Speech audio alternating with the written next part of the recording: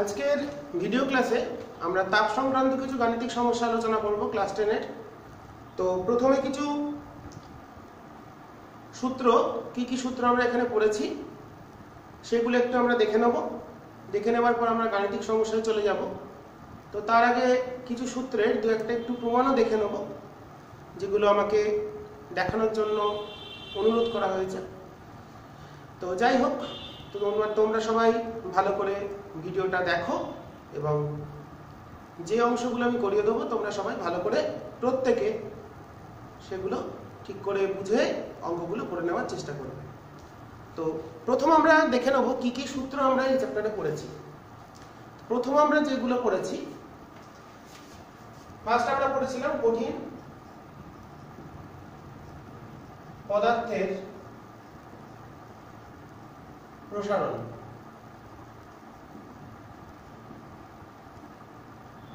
কঠিন পদার্থের তাপীয় প্রসারণে দৈর্ঘ্য প্রসারণের সূত্র পেয়েছিলাম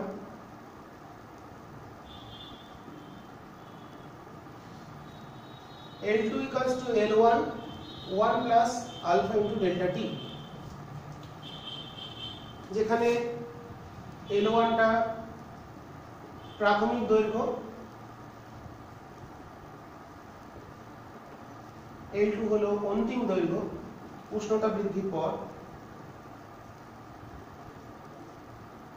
ডেল্টা টি হলো উষ্ণতা বৃদ্ধি, আর আলফা মানে দৈর্ঘ্য প্রসারণ গুণাঙ্ক।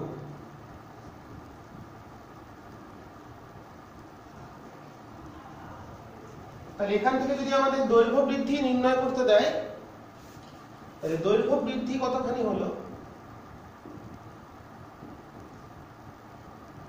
মানে L2 - L1, এটা আসছে L1 * আলফা * ডেল্টা টি। এই সূত্রটা আমাদের কাজে লাগবে। দৈর্ঘ্য বৃদ্ধি বার করতে গেলে কি করতে হবে? প্রাথমিক দৈর্ঘ্য ইনটু গুণাঙ্ক ইনটু উষ্ণতা পরিবর্তন গুণ করে দিলে দৈর্ঘ্য কতটা বেড়েছে, কত মিটার, কত সেন্টিমিটার, কত ফুট, সেটা আমরা পেয়ে যাব। তারপরে পেয়েছিলাম ক্ষেত্র প্রসারণ। ক্ষেত্রফল প্রসারণ হওয়ার ক্ষেত্রে S2 = S1 1 plus beta delta t। S1 হলো প্রাথমিক ক্ষেত্রফল,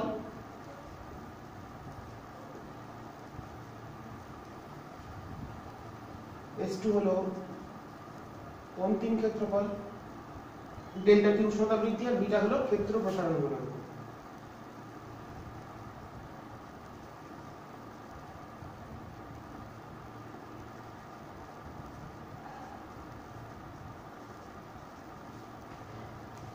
আর তাহলে ক্ষেত্র প্রসারণ বা ক্ষেত্রফল বৃদ্ধি যদি বলে, ক্ষেত্রফল কতটা বৃদ্ধি পেল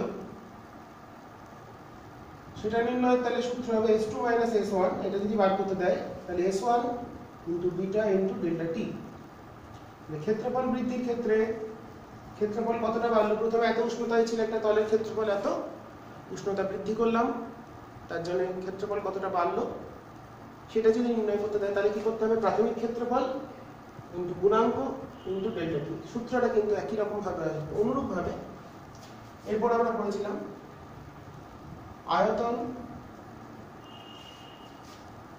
প্রসারণের ক্ষেত্রে V2 = V1 * 1 plus gamma delta টি, যেখানে V1 হলো প্রাথমিক আয়তন। তোমাদের একটুখানি ড্রিল করে দিচ্ছি, জিনিসগুলো একবার করে ঝালিয়ে দিচ্ছি। V2 হলো অন্তিম আয়তন, গামা হলো গুণাঙ্ক, আয়তন প্রসারণ গুণাঙ্ক।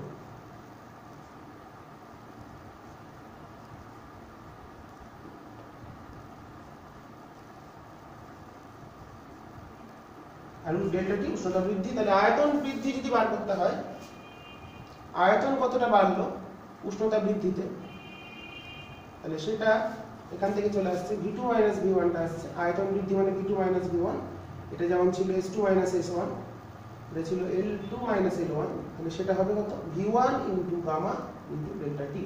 তাহলে প্রাথমিক আয়তন ইন্টু গুণাঙ্ক ইন্টু ডেল্টা টি। তাহলে যে কোনো একটা সূত্র মনে রাখলেই, তাহলে ক্ষেত্র প্রসারণ প্রাথমিক ক্ষেত্রফল ইন্টু বিটা ইন্টু ডেল্টা টি, দৈর্ঘ্য প্রসারণ প্রাথমিক দৈর্ঘ্য আলফা ইন্টু ডেল্টা টি, আয়তন প্রসারণ প্রাথমিক আয়তন গামা ইন্টু ডেল্টা টি। তো এদের মধ্যে আমরা একটা সূত্র শিখেছি, আলফা বিটা গামার সম্পর্ক শিখেছিলাম, আলফা সমান বিটা বাই 2 সমান গামা বাই 3, আলফা সমান বিটা বাই 2 সমান গামা বাই 3। এটা একটা সূত্র আমাদের, এটা আমি একটু দেখিয়ে দেবো তোমাদের কি করে আসছে। আর এর একটা সূত্র আমরা শিখেছিলাম বিভিন্ন আলফা বিটা গামার ক্ষেত্রে, আলফা সি সেলসিয়াস স্কেলে আলফার মান সমান হবে 9/5 ইন্টু আলফা ফারেনহাইট। সেলসিয়াস স্কেলে আলফার মান আর ফারেনহাইট স্কেলে আলফার মানের পারস্পরিক সম্পর্ক, আলফা সি ইকুয়ালস টু চলে আসছে 9/5 আলফা এফ, আবার এর মান আলফা কে মানে কেলভিন স্কেলে। মনে আমরা জানি কি সেলসিয়াস স্কেলে যতটা উষ্ণতা বৃদ্ধি পায় কেলভিন স্কেলেও পরিবর্তন একই, তাহলে আলফা সেলসিয়াস স্কেলে যা হবে কেলভিন স্কেলেও মান তাই হবে। কিন্তু ফারেনহাইট স্কেলে বার করতে গেলে তাকে আমরা 5/9 দিয়ে গুণ করলে আমরা আলফা একটা পেয়ে যাব। ঠিক আছে, তো এটা আমাদের খুব গুরুত্বপূর্ণ সূত্র, তোমরা ভালো করে প্রত্যেকটা সূত্র মনে রাখবে। তো আমি তোমাদের অনুরোধ অনুসারে alpha equal to beta by 2 equal to gamma by 3 এই প্রমাণটা কিভাবে হয়, যদিও এটা তোমাদের ক্লাস 10 এর সিলেবাসের অন্তর্ভুক্ত নয়, তাও আমি দেখিয়ে দিচ্ছি, তাও শিখে রাখা প্রয়োজন। তো আমাকে জানানো হয়েছে এটা দেখিয়ে দেওয়ার জন্য, তো আমি এটা দেখিয়ে দিচ্ছি। তো আশা করি সূত্রগুলো সব পরিষ্কারভাবে দেখা যাচ্ছে। তো এরপর আমরা এই সূত্রটির একটু প্রমাণটা দেখিয়ে দিই, তোমরা প্রত্যেকে সুন্দরভাবে লিখে নেবে। এবং সূত্রগুলো অঙ্ক করতে গেলে তাকে সূত্র জানতে হয়, তো সূত্রগুলো কি করে এলো সেগুলো আশা করি জানো। তো আরেকবার আমি আলফা সমান beta by 2 equal to gamma by 3 প্রমাণটা দেখিয়ে দিই। তো আমরা এটা ধরে নিচ্ছি প্রমাণ, কি প্রমাণ করছি, আলফা সমান beta by 2 equal to gamma by 3, এটা প্রমাণ। এটা কিন্তু আউট অফ সিলেবাস, তাও শিখে রাখা দরকার। আপাতত বোর্ড এক্সামের সময়, মাধ্যমিক এক্সামের সময় শুধু সূত্রটুকুনি জানলেই হবে, প্রমাণের গুরুত্ব নেই। জানাও আপাতত পরীক্ষার সময় প্রমাণ কোনোদিন আসবে না, তোমাদের টেক্সট বইতেও থাকে না, কিছু রেফারেন্স বইতে করা থাকে। তো আমি দেখিয়ে দিচ্ছি কি করে আসে। তো আমরা একটা ধরে নিচ্ছি এল বাহু বিশিষ্ট ঘনক, একটা ঘনক ধরে নেওয়া হলো, এটার দৈর্ঘ্য L1, এল বাহুটাকে ধরলাম, তার উষ্ণতা যখন এই ঘনকটার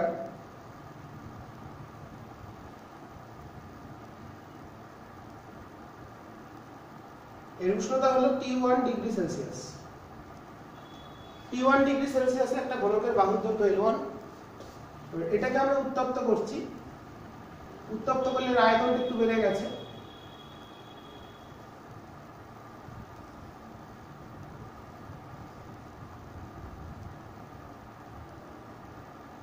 আয়তনটা বেড়ে গিয়ে বাহুর দৈর্ঘ্য হচ্ছে L2, তখন টেম্পারেচার হচ্ছে T2। টেম্পারেচারটা T1 থেকে T2 করা হলো, তার ফলে ঘনকের আয়তন কিছু পরিমাণ বৃদ্ধি পেল। তো তাই যদি হয় তাহলে এর ক্ষেত্রে প্রাথমিক দৈর্ঘ্য L1, ক্ষেত্রফল S1, এই যদি একটা তলের ক্ষেত্রফল বলি S1 বলি, এই ক্ষেত্রফলটা S1 মানে বায়ু স্কয়ার মানে L1 স্কয়ার, আয়তন V1 সমান L1 কিউব। আর T2 ডিগ্রিতে অন্তিম দৈর্ঘ্য L2। তাহলে উষ্ণতা বৃদ্ধি, তাহলে T2 টা গ্রেটার দ্যান T1, আর ধরে নিচ্ছি ধরি T2 মাইনাস T1 মানে উষ্ণতা বৃদ্ধি পেল ডেল্টা T, বা শুধু T, বারবার আর ডেল্টা লিখবো না, শুধু T। ওকে, তাহলে অন্তিম দৈর্ঘ্যকে লিখতে পারি আগের সূত্র L1 × 1 প্লাস আলফা টি। উষ্ণতা বৃদ্ধিকে ডেল্টা টি না ধরে শুধু টি ধরেছি, T2 - T1 টাকে টি ধরে নেওয়া হয়েছে। ক্ষেত্রফল কত হবে তাহলে? S2 হবে L2 স্কয়ার বা SO1 × 1 প্লাস বিটা টি। আর আয়তন হবে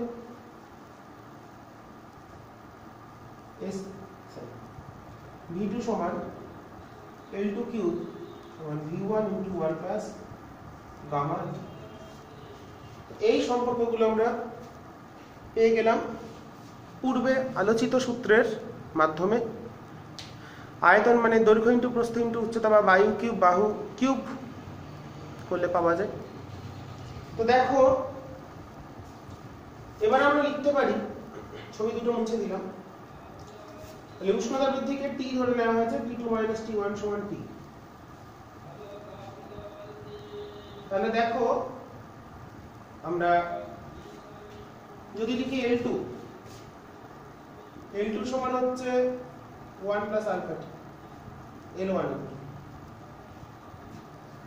S2 পেয়েছি L2 স্কয়ার সমান S1 × 1 plus beta T. But L2 এর মানটা যদি বসিয়ে দিই তাহলে আসছে L1 স্কয়ার 1 প্লাস আলফা টি হোল স্কয়ার, আর S1 টা মানে হচ্ছে L1 স্কয়ার, এখানে মান পেয়েছি বসিয়ে দিলাম 1 প্লাস বিটা টি। এটাকে যদি আমরা তাহলে L1 স্কয়ার কেটে চলে গেল, তাহলে এটা হোল স্কয়ারে ভাঙলে 1 প্লাস 2 আলফা টি প্লাস আলফা স্কয়ার টি স্কয়ার সমান 1 প্লাস বিটা টি। ওকে, যেহেতু আলফা এর মান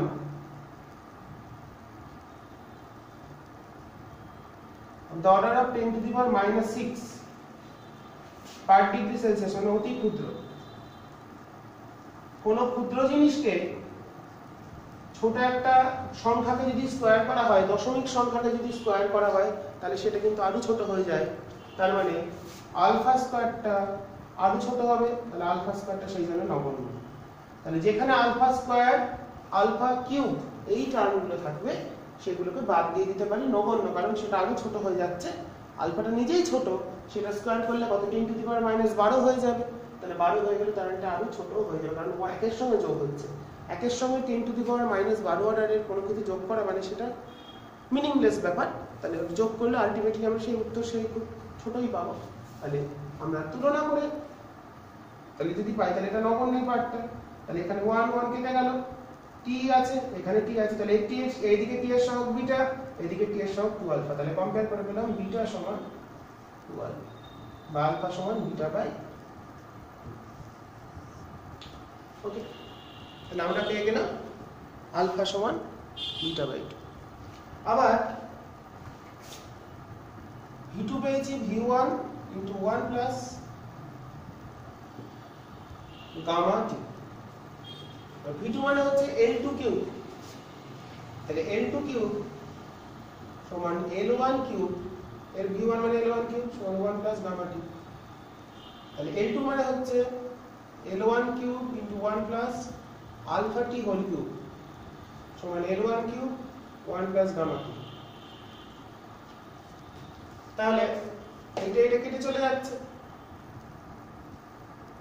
তাহলে এটাকে ভাঙলে 1 plus 3 alpha T plus 3 a plus whole কিউবের সূত্র পেয়েছি আলফা স্কয়ার টি square plus alpha cube T cube সমান 1 প্লাস গামা টি।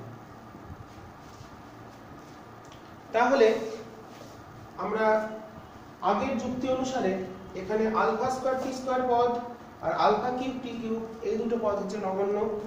এই দুটো পদকে আমরা বাদ দিয়ে দিতে পারি।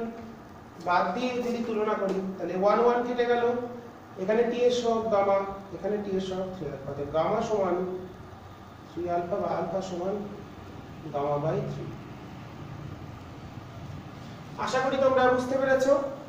যদি বুঝতে অসুবিধা হয় কমেন্টে জানাবে, আমি অবশ্যই বুঝিয়ে দেবো কোনো সমস্যা হলে। তো যাই হোক, এটা আমাকে রিকোয়েস্ট করা হয়েছিল এটা বুঝিয়ে দেওয়ার জন্য, তাই সূত্রটা আমি তোমাদের দেখিয়ে দিলাম। এরপর আমরা আর কি সূত্র শিখেছি। কঠিন পদার্থের প্রসারণের ক্ষেত্রে দুটো সূত্র শিখেছি। আর শিখেছি, তোমরা ঠিক করে করে নেবে।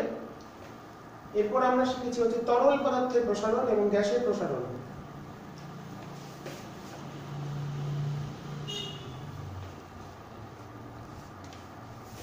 তরলের প্রসারণের ক্ষেত্রে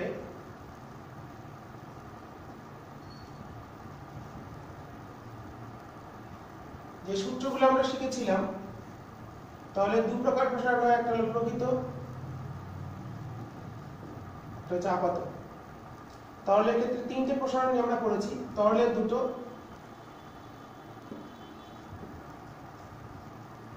প্রকৃত প্রসারণ, আপাত প্রসারণ, আর একটা, এই দুটো ছিল তরলের নিজস্ব। তার মধ্যে প্রকৃতটা হলো তরলের মৌলিক প্রসারণ, আর আপাতটা পাত্রের উপর নির্ভর করে, তার জন্য এখানে একটা ছিল পাত্রের প্রসারণ।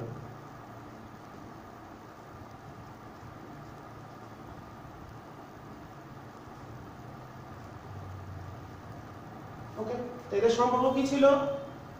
প্রকৃত প্রসারণ সমান আপাত প্রসারণ প্লাস, তাহলে এখানে ছিল হচ্ছে ডেল্টা ভি প্রসারণ, আয়তন প্রসারণ রিয়েল, এইটা ডেল্টা ভি অ্যাপারেন্ট মানে আপাত প্লাস ডেল্টা ভি কন্টেনার বা পাত্র গ্লাস।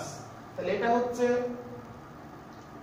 ডেল্টা ভি আর, এটা হচ্ছে ডেল্টা ভি এ, এটা হচ্ছে ডেল্টা ভি জি। তাহলে প্রকৃত প্রসারণ সমান ছিল আপাত প্রসারণ প্লাস পাত্রের প্রসারণ। পাত্রের প্রসারণকে ধরে নিলে যে প্রসারণ হয় তাকে বলে প্রকৃত প্রসারণ। পাত্রের প্রসারণকে বাদ দিয়ে দিলে যে প্রসারণ হয় সেটা হলো আপাত প্রসারণ। আর পাত্রের প্রসারণটা হবেই, কারণ পাত্রের প্রসারণ তরলটা আমরা এমনি রাখতে পারবো না, পাত্রের মধ্যে থাকবে, তাই এর প্রসারণও প্রয়োজন হবে। আর এখান থেকে পেয়েছিলাম আরো দুটো সূত্র। প্রকৃত প্রসারণ গুণাঙ্ক ছিল হচ্ছে গামা রিয়েল সমান ছিল হচ্ছে আয়তন প্রসারণ গুণাঙ্ক মানে v2 minus v1 by v1 into t2 minus t1 বা ডেল্টা t। ওকে, তাহলে এটা সূত্র ছিল হচ্ছে, অ্যাকচুয়ালি এটাকে আমরা লিখতে পারতাম v2 মাইনাস v1 মানে প্রকৃত প্রসারণ বাই প্রাথমিক আয়তন ইন্টু উষ্ণতার পরিবর্তন। আর আপাত প্রসারণ গুণাঙ্কের সূত্র ছিল gamma a apparent v2 dashed minus v1 by v1 into t2 minus t1 বা v2 ড্যাশড মাইনাস v মানে আপাত প্রসারণ by v1 into delta t উষ্ণতার পরিবর্তন। আর এদের সম্পর্ক শিখেছিলাম গামা আর সমান gamma a plus gamma G. প্রকৃত প্রসারণ গুণাঙ্ক সমান আপাত প্রসারণ গুণাঙ্ক প্লাস পাত্রের প্রসারণ গুণাঙ্ক। এর মধ্যে প্রকৃত প্রসারণ গুণাঙ্কটা পাত্রের নিজস্ব, এটাকে আমরা প্রয়োজন হলে, এটা তো সলিড, পাত্রটা সলিড, তাই লিখতে পারি gamma R equals to gamma a plus 3 alpha, কারণ কঠিনের ক্ষেত্রে গামা সমান 3 আলফা, এটাও লেখা যায়। কাঁচের ক্ষেত্রে যে গামা হবে সেটা তার দৈর্ঘ্য প্রসারণ গুণাঙ্কের 3 গুণ হবে, আমরা জানি। এটা একটা সূত্র আমরা পড়েছিলাম। এই ছিল তরলে, কটাই পড়েছি।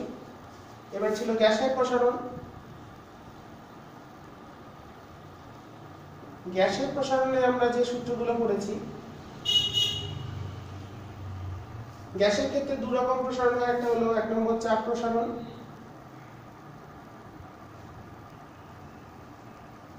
একটা হলো আয়তন প্রসারণ, আর 2 নম্বর হচ্ছে চাপ প্রসারণ।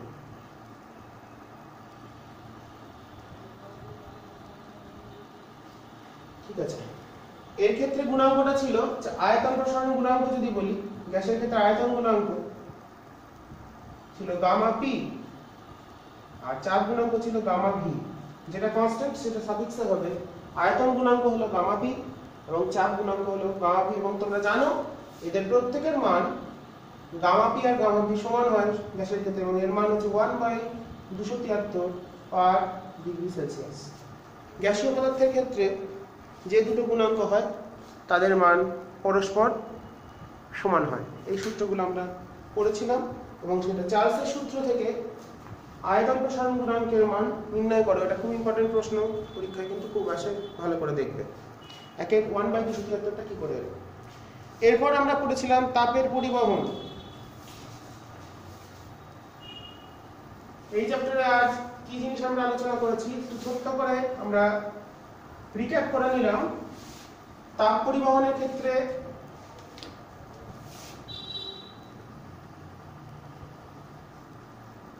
যে সূত্র আমরা আলোচনা করেছি, Q সমান KA θ2 - θ1 T/D। কোনটা কি? K কে বলা হয় তাপ পরিবাহিতাঙ্ক,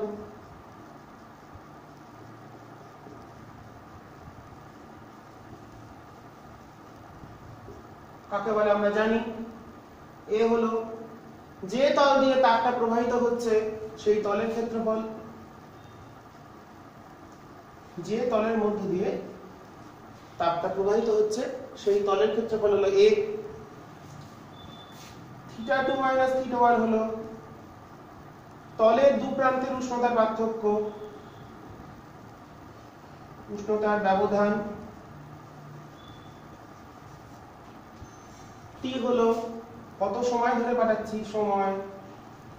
D হলো বেধ, কতটা থিকনেস, যার ভিতর দিয়ে তাপ যাচ্ছে তার বেধ কতখানি চওড়া, সেটা হলো D। আর Q হলো প্রবাহিত তাপ, প্রবাহিত তাপ কতখানি তাপ গেছে। এটা আমরা এই কটা সূত্র এখান থেকে দেখেছিলাম। এছাড়া পড়েছিলাম তাপ রোধাঙ্ক।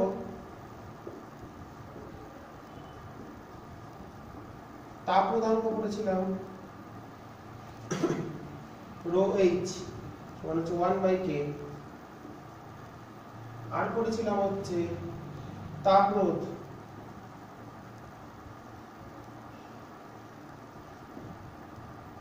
RH D/A × A। ওহমের সূত্রের সাথে তুলনা করে, তাপ প্রবাহ আর তড়িৎ প্রবাহকে তুলনা করে আমরা তাপরোধের সূত্রটা পেয়েছিলাম, আশা করি তোমরা সবাই জানো। তো এই সূত্রগুলো করেছিলাম। আর তাপ প্রবাহের হার, একটা জিনিস কাজে লাগবে, তাপ প্রবাহের হার, বা যেটাকে আমি বলেছিলাম তাপ প্রবাহ মাত্রা।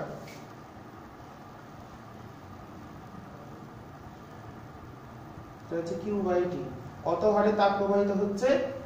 এই হচ্ছে আমাদের প্রয়োজনীয় সূত্র। এই চ্যাপ্টারে অঙ্কগুলো করতে গেলে এই সূত্রগুলোই আমাদের কাজে লাগবে।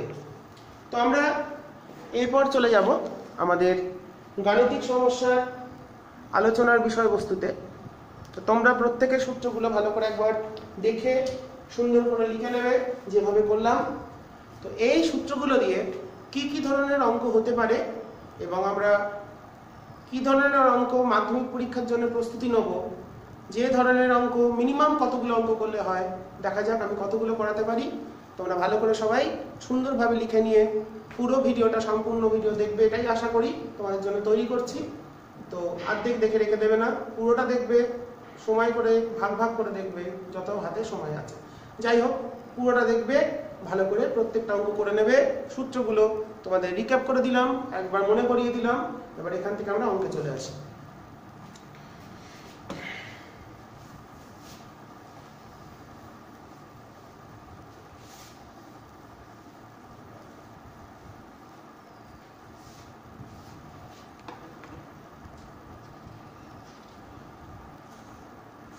প্রথম প্রশ্ন, একটি লোহার দণ্ড একটি বৃত্তাকার লোহার বলয়ের ব্যাস বরাবর যুক্ত। একটি লোহার দণ্ড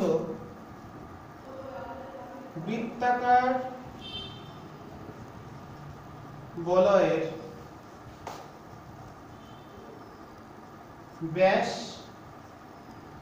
বরাবর যুক্ত। তাই সংস্থাটিকে সমভাবে উত্তপ্ত করলে বলয়টি বৃত্তাকার থাকবে কি?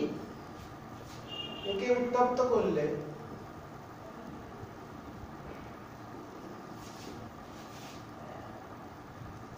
বলয়টি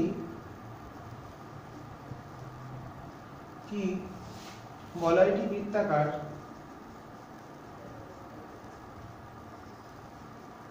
থাকবে কি? এটা আমাদের একটা প্রশ্ন। তাহলে একটা বৃত্ত আছে, সেটাকে আমরা তো এই হলো বলয়।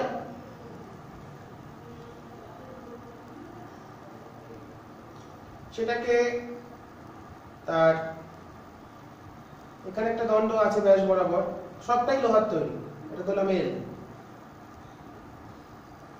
তাহলে বৃত্তাকার বা বলয়ের পরিধি কত হলো?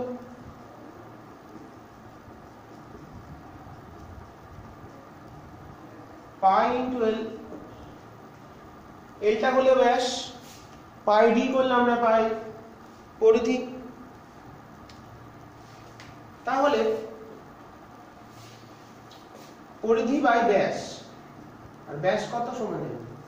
তাহলে এখানে প্রথম ক্ষেত্রে পরিধি বাই ব্যাস, এই রেশিওটা কত হচ্ছে? পাই এল বাই এল। তাহলে পাই, তাহলে প্রথম ক্ষেত্রে যখন আমরা উত্তপ্ত করিনি তখন পরিধি এবং ব্যাসের অনুপাত হলো পাই। এবার উত্তপ্ত করার পর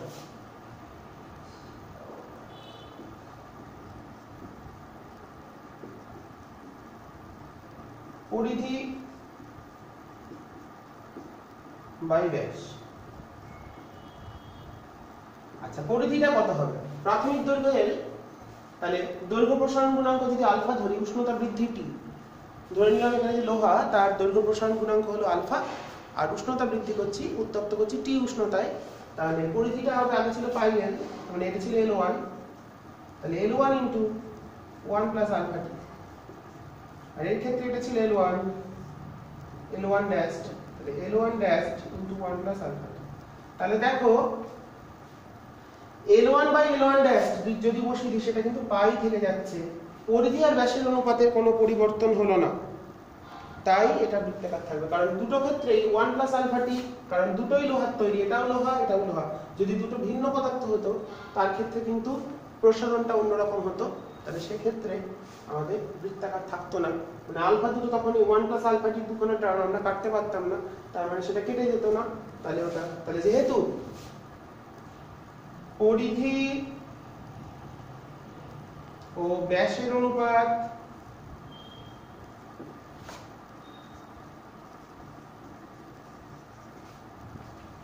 অপরিবর্তিত থাকে,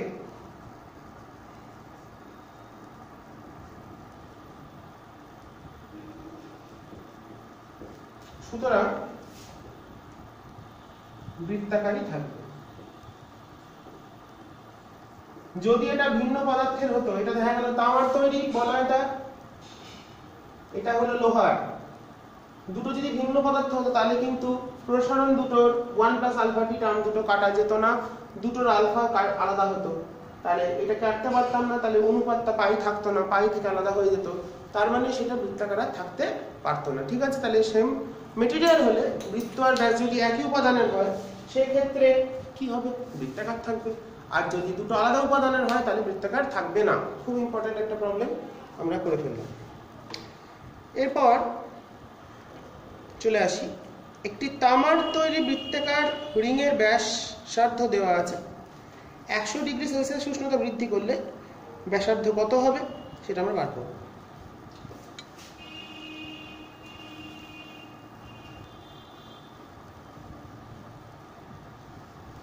প্রত্যেকটা টপিক থেকে আমি 2-4টে করে অঙ্ক ছোট ছোট করে করে দিচ্ছি, তোমরা এগুলো দেখবে তাহলেই হবে। একটি তামার বৃত্তাকার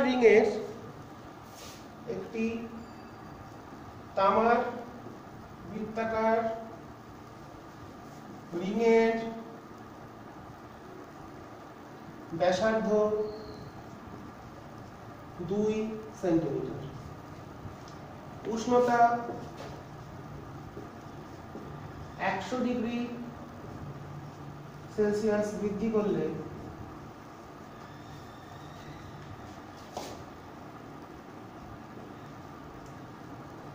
ব্যাসার্ধ কত হবে?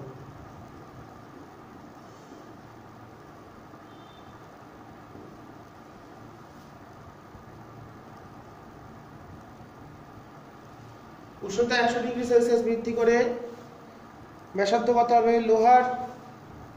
তামার ক্ষেত্রে আলফা দেওয়া আছে, আলফা কপার দিয়ে দিয়েছে 17 × 10⁻⁻6, 17 × 10⁻⁶। আমি পড়ানোর সময় তখন বলেছিলাম, একটু আগে যখন বললাম আলফাটা কেমন অর্ডারে হয়, 10⁻⁻6, দেখেন 10⁻⁶। তো প্রাথমিক দৈর্ঘ্য আমাদের সূত্র কি? অন্তিম দৈর্ঘ্য মানে কি? প্রাথমিক দৈর্ঘ্য × 1 + আলফা। তাহলে প্রাথমিক দৈর্ঘ্য কত বলে দেওয়া আছে? ব্যাসার্ধটা প্রাথমিক মান 2 সেমি, বসিয়ে দিলাম 2। 1 প্লাস আলফা কত দেওয়া আছে? 17 × 10⁻⁴ -6 কিন্তু উষ্ণতা বৃদ্ধি দেওয়া আছে 100। এটা হিসাব করলে আমাদের, আমি ক্যালকুলেটরের সাহায্য নিচ্ছি এবং এটা হিসাব করলে আমাদের চলে আসছে, মানে এটা ছোট করে নিই, 2 প্লাস 2 × 17 × 10⁻⁴, মানে এটা 17 দুগুণে 34, মানে 2.0034 সেন্টিমিটার, 2.0034 সেন্টিমিটার। তাহলে নতুন ব্যাসার্ধ মানে এটা অ্যাকচুয়ালি হলো R2 = R1 1 + আলফা t। তাহলে R2 এর মানটা, R1 দেওয়া আছে কত? R1 2 সেমি, আলফা দেওয়া আছে 17 × 10⁻⁶, উষ্ণতা বৃদ্ধি দেওয়া আছে 100। তাহলে R2 কত? এই হলো উদ্দেশ্য আমাদের। তাহলে R2 চলে এলো, অন্তিম ব্যাসার্ধ চলে এলো 2.0034 সেন্টিমিটার। এরপর চলে আসি আমাদের তৃতীয় গাণিতিক সমস্যায়। আমি যেটা লিখে নিয়েছি, এ ও বি দুটি দণ্ডের দৈর্ঘ্যের পার্থক্য সকল উষ্ণতা দিয়ে 20 সেমি। তো দুটো দণ্ডের আলফা দেওয়া আছে, প্রথমটার আলফা বলেছে 10 × 10⁻⁶ পার ডিগ্রি সেলসিয়াস, এবং দ্বিতীয়টার alpha naught beta, this is B, alpha B = 10⁻15 × 10⁻⁶ per degree Celsius. তো দণ্ড দুটির দৈর্ঘ্য কত, এই দুটো বার করতে হবে। তো দেখো, ধরো এই দুটো দণ্ড, ছোট একটা বড় দেখাই, তাহলে ব্যাপারটা ক্লিয়ার হবে। না, ছোট বড় হচ্ছে না, ছোট করি। এই দুটো দণ্ড, একটা এর মধ্যে এ, একটা বি, তো এদের মধ্যে একটা পার্থক্য আছে। দেখো এই যে গ্যাপ, এইটুকুনি বলছি, তো সাপোজ 20 সেমি। তো এবার কিংবা জিনিসটাকে আরো ক্লিয়ার করি, তোমাদের ক্লিয়ার হবে বিষয়টা। তো এই একটা দণ্ড জুড়ে নিলাম, দেখাতে চাইছি এটা একটা বড় দণ্ড, এটা ছোট, এটা একটা এ একটা বি, যে কোনো। তো এদের যে লেন্থের পার্থক্য সেটা সব সময় 20, মানে দুটো দণ্ডকে যদি আমরা উত্তপ্ত করি, তাহলে বললাম ধরো একটার বললাম 40, একটার 20, তাহলে পার্থক্য হলো 20 সেমি। তো এবার যদি দুটোকে আমরা উত্তপ্ত করি, 40টা বেড়ে যদি 50 হয়, তাহলে 20টাকে বেড়ে হতে হবে 30। তাহলে দেখো দৈর্ঘ্য বৃদ্ধির পরেও তাদের পার্থক্য একই থাকলো, মানে প্রথমটারও যদি 10 সেন্টিমিটার বৃদ্ধি পায়, তাহলে দ্বিতীয়টারও 10 সেন্টিমিটার বৃদ্ধি পাবে।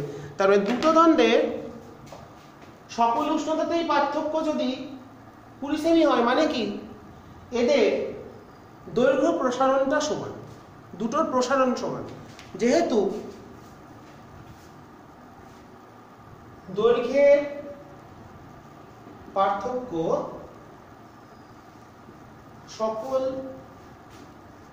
উষ্ণতাতেই সমান, সুতরাং দৈর্ঘ্য বৃদ্ধি উভয়ের সমান। এবার একটা কথা, দৈর্ঘ্য বৃদ্ধি মানে কি? প্রাথমিক দৈর্ঘ্য, প্রথমটা প্রাথমিক দৈর্ঘ্য বললাম LA, আলফা × ডেল্টা টি। দৈর্ঘ্য বৃদ্ধির সূত্র আমরা শিখেছি L1 আলফা টি। দ্বিতীয়টা হলো LB, দৈর্ঘ্য আলফা হলো আলফা বি সমান ডেল্টা টি। দুটোর দৈর্ঘ্য বৃদ্ধি যদি সমান হয়, দুটো যদি সমান সমান বাড়ে উষ্ণতা বৃদ্ধি, তাহলে পার্থক্যটা সবসময় একই থেকে যাবে। তাহলে দেখো L A আলফা A সমান LB আলফা বি। এবার আমার প্রশ্ন, তাহলে কে বড়? L1 বড়, মানে এ বড় না বি বড় সেটা কি করে বুঝবো? প্রথমটার আলফা আলফা মানগুলো বসিয়ে দিই, তাহলে তোমরা শিখে যাবে। 10 এলবিটা হলো 15, আমি 10 টু দি পাওয়ার মাইনাস 6 গুলো লিখলাম না। কেন লিখলাম না? কারণ বসিয়ে দিলে দুটো সাইড থেকে 10 টু দি পাওয়ার মাইনাস 6টা কেটে চলে যাবে, বুঝতেই পারছো। তো এবার দেখো এই দুটোকে সমান হতে গেলে বাঁ দিকে আছে 10 দিয়ে গুণ আর ডান দিকে আছে 15 দিয়ে গুণ, তার মানে নিশ্চয়ই এল এটা বড় এল বির থেকে, নাহলে দুটোর গুণফল কখনো সমান হতে পারে না। এটা ছোট এটা বড়, তার মানে দৈর্ঘ্যটা যার আলফা বড় তার দৈর্ঘ্য ছোট, আবার যার আলফা কম তার দৈর্ঘ্যটা বড়। তাহলে এল এটা তাহলে আমরা লিখতেই পারি অতএব এল বি প্লাস 20 20 সেমি পার্থক্য ইন্টু 10, মানে এটাকে লিখলাম 2 সমান এল বি ইন্টু 3, 5 দিয়ে কেটে নিলাম, এটা 2 এটা 3, মানে এর দ্বিগুণ যা হবে 3 গুণ তাই, কারণ নিশ্চয়ই এ বড়। কত বড়? পার্থক্যটা বলেছে 20, তাহলে এখান থেকে আমরা পেয়ে যাচ্ছি এখানে করি 2lb প্লাস 40 সমান 3lb, তাহলে lb চলে এলো 40 সেমি, অর্থাৎ la হবে 20 বেশি 60 সেমি। তাহলে দুটোর খুব একটা ইন্টারেস্টিং অঙ্ক। তাহলে মনে রাখতে হবে যার দৈর্ঘ্য বড় হবে তার আলফা কম, যার দৈর্ঘ্য ছোট হবে তার আলফাটা বেশি। তো উষ্ণতার পার্থক্যের সাথে দৈর্ঘ্যের পার্থক্য যদি না পাল্টায় তার মানে কি বুঝে যাব? দুজনের দৈর্ঘ্য বৃদ্ধিটা একই হবে। সেখান থেকে আমরা পেয়ে গেলাম প্রথমটার দৈর্ঘ্য হলো 60, দ্বিতীয়টার দৈর্ঘ্য ছিল 40। এবার এখান থেকে যদি বৃদ্ধি করি উষ্ণতা বাড়াচ্ছি, প্রথমটাও 60 থেকে বেড়ে 70 হলো সাপোজ, তাহলে এটা 40 থেকে বেড়ে 50 হলো, মানে পার্থক্যটা সবসময় 20 থাকবে। এটা খুব একটা গুরুত্বপূর্ণ অঙ্ক, ভালো করে দেখবে। এরপরে আমরা চলে যাই আমাদের পরবর্তী গাণিতিক সমস্যায়।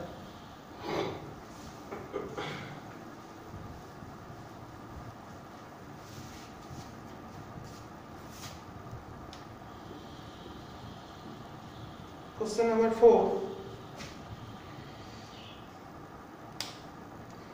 দুটি রেল স্টেশনের মধ্যে দূরত্ব 500 কিমি। দুটি রেল স্টেশনের মধ্যে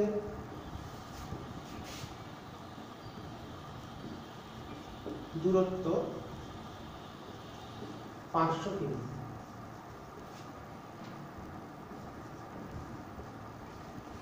দাঁড়ি সারা বছর ওই স্থানের উষ্ণতা 20 থেকে 40 ডিগ্রির মধ্যে ওঠানামা করে। ওই স্থানের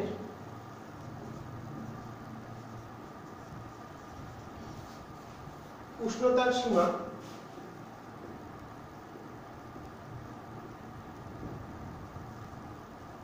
20 ডিগ্রি সেলসিয়াস থেকে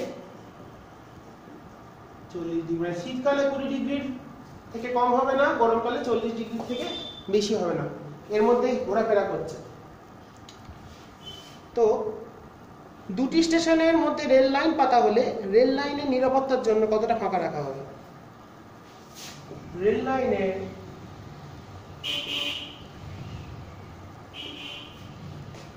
যে কোনো দুটি রেলের মধ্যে, রেল মানে যেগুলো আমাদের পাত, যার উপর পাতা হয়, যার উপর গাড়ি চলে, ওই রেলের মধ্যে লাইনগুলো ব্যবধান কত? খুব ইন্টারেস্টিং অঙ্ক। ব্যবধান কত? আর লোহার ইস্পাতের তৈরি হয়, আলফা দিয়ে দিয়েছে, এই রেল লাইনের আলফা দিয়েছে, মানে লোহার তৈরি, এই আলফা এফি দিয়ে দিয়েছে 12 × 10⁻⁻6 পার ডিগ্রি সেলসিয়াস। দেখি তো এই ধরো রেল লাইন, আমি একটা বুঝিয়ে দিই। একটা রেল লাইন, তো এখানে একটা রেল লাইন আছে, মাঝখানে গ্যাপ থাকে, একটু বড় করে দেয়। তাহলে এদের যে ব্যবধানটা, দুটো ব্যবধান, এটা আমরা এমন ভাবে রেলগুলো পাতা হবে 20 ডিগ্রিতে এই ব্যবধান থাকলো। এবার যত উষ্ণতা বাড়বে প্রত্যেকটা রেল দৈর্ঘ্য বাড়বে, তাহলে ম্যাক্সিমাম 40 ডিগ্রিতে এরা টাচ করতে পারে, উঠে গেলে কিন্তু অ্যাক্সিডেন্ট হয়ে গেল। তার মানে প্রত্যেকটা রেলের যে দৈর্ঘ্য প্রসারণ হবে, এর যতটা প্রসারণ প্লাস এর যতটা প্রসারণ, সেটাই হলো গ্যাপ। এই রেলটা এদিকে যতটা বাড়বে, এই রেল তো দুদিকেও বাড়তে পারে, এদিকেও বাড়ছে ওদিকেও বাড়ছে, পরপর পাতা আছে লাইনগুলো। তাহলে এই অংশটা, ফাঁকা অংশটার উষ্ণতা বৃদ্ধিতে, তাহলে ফাঁকা অংশটার, এই যে ফাঁকা অংশ, ফাঁকা অংশের দৈর্ঘ্য হবে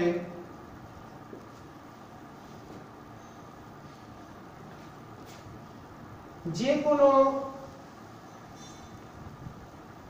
রেলের মানে এই যে লাইনের, মানে এ যদি, এটা যদি বলি এল, তাহলে এটা যদি এদিকে, এটা মোট এক্স বাড়ে ধরলাম, প্রত্যেকটা রেল এক্স পরিমাণ বাড়ে, তাহলে এদিকে x/2, বাঁ দিকে x/2, ডান দিকে x/2, এও কিন্তু বাঁ দিকে, তাহলে এটা x/2, এটা এতটা বেড়ে গেল, এটা x/2 বাড়লো, এটাও x/2, ম্যাক্সিমাম কন্টাক্টে আসতে পারবে, কখনোই ওপরে যাবে না, ম্যাক্সিমাম টাচ করবে। তাহলে এ যদি x/2 বাড়ে, তাহলে এও কিন্তু x/2, তাহলে মোট প্রসারণটা কিন্তু x। যে কোনো রেলের দৈর্ঘ্য প্রসারণের সমান,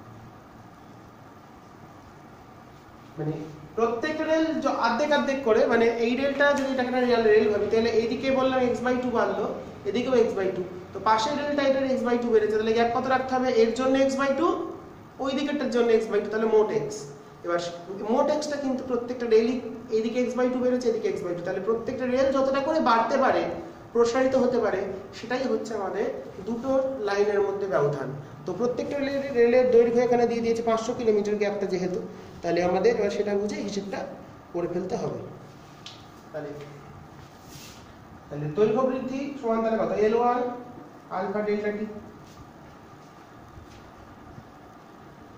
তাহলে দেখো রেলের গ্যাপ বলেছে এক স্টেশন থেকে অন্য স্টেশনে বাঁধবে, তাহলে ম্যাক্সিমাম 500 কিমি, তাহলে 500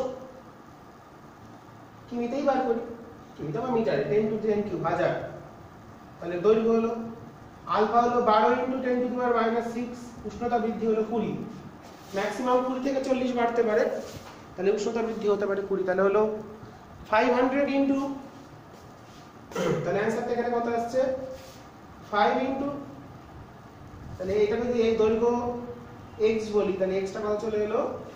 তাহলে 5 × 10⁻5 ইনটু 12 দুগুণে 24 ইনটু 10⁻⁻5,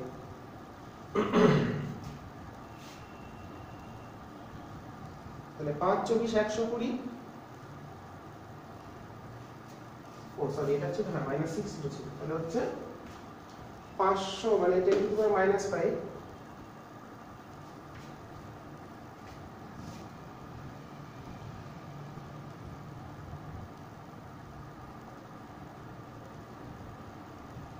আচ্ছা দুটি স্টেশনের মধ্যে রেল লাইন পাতা হলে রেল লাইনের নিরাপত্তায় মোট কত ফাঁকা রাখা হবে? এটা মোট ফাঁকা, প্রত্যেকটা রেলের দৈর্ঘ্য তো বলা নেই, তাহলে হচ্ছে যে কোনো দুটি না, রেল লাইনে মোট, কোশ্চেনটা একটু ভুল লিখেছি, রেল লাইনে মোট কত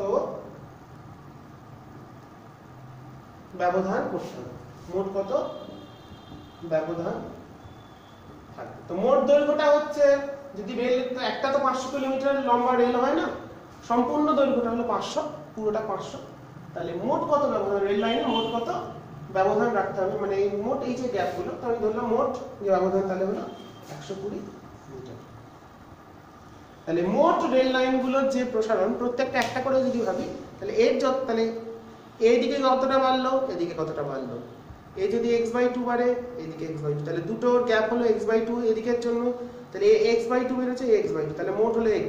তাহলে মোট যে রেল লাইন হবে 500 কিলোমিটারের, সেখানে মোট দৈর্ঘ্য 500 কিমি রেল লাইনের ইনটু গ্যাপ, ওখান থেকে আমরা গ্যাপটা বার করছি, তাহলে প্রাথমিক দৈর্ঘ্যটা 500, সেটা মোট ব্যবধানগুলো সব যতগুলো গ্যাপ রাখবে এরকম করে পর পর পর পর রেলগুলো আমরা পেতে গেছি, এই মোট যে গ্যাপগুলো হবে তার ব্যবধান হবে 120 মিটার। তাহলে যে কোনো দুটোর যদি রেলের দৈর্ঘ্যগুলো বলে দিত তাহলে এই ক্যাপটা পাওয়া যেত। রেলের দৈর্ঘ্য বলেনি, মোট দূরত্ব বলেছে দুটো স্টেশনে 500 কিমি। তার জন্য আমরা এখানে মোট কতটা গ্যাপ রাখবো, 120 মিটার। একটা ভালো অঙ্ক আমরা করলাম। এরপরে আমরা নেক্সট অঙ্কে চলে যাব। আমাদের 4টে প্রবলেম সমাধান করে ফেলেছি। এরপর আমরা তরলের প্রসারণ থেকে কিছু গাণিতিক সমস্যা করব। আচ্ছা, একটি কাঁচের ফ্লাক্সের আয়তনের তরলের প্রসারণে 2-3টা অঙ্ক করিয়ে দিই। বেশি অঙ্ক আমাদের তাপ সঞ্চালন থেকে দেখতে হবে। একটি কাঁচের ফ্লাক্সের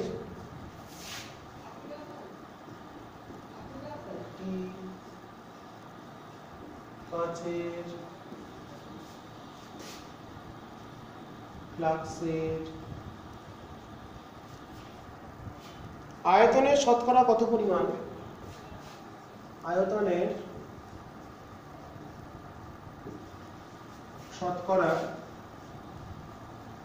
কত পরিমাণ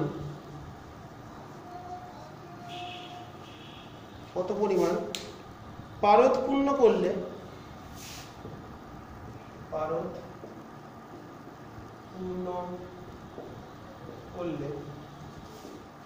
অবশিষ্ট ফাঁকা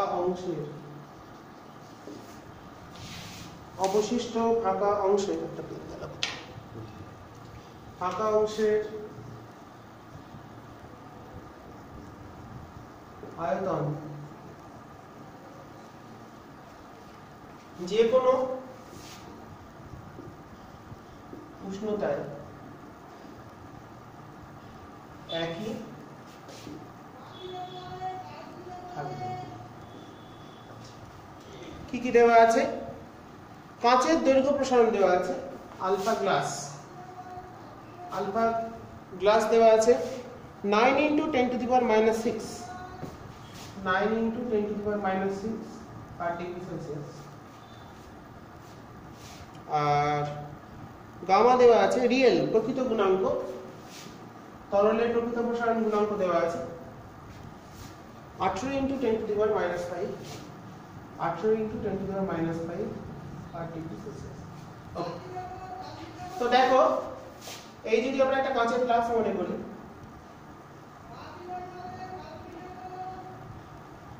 এর আয়তনটা বললাম আয়তন ভি।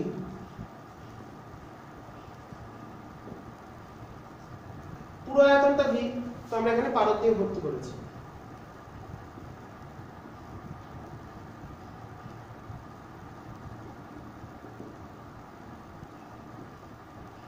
এর অংশ পারদ পূর্ণ করা হলো, পারদ দ্বারা পূর্ণ করা হলো।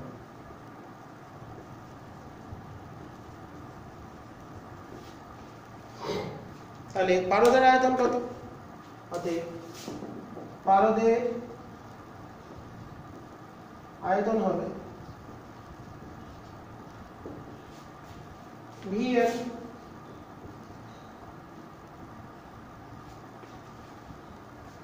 অংশ করে তাকে 100 দিয়ে গুণ করলে আমরা শতকরা পরিমাণ পেয়ে যাব।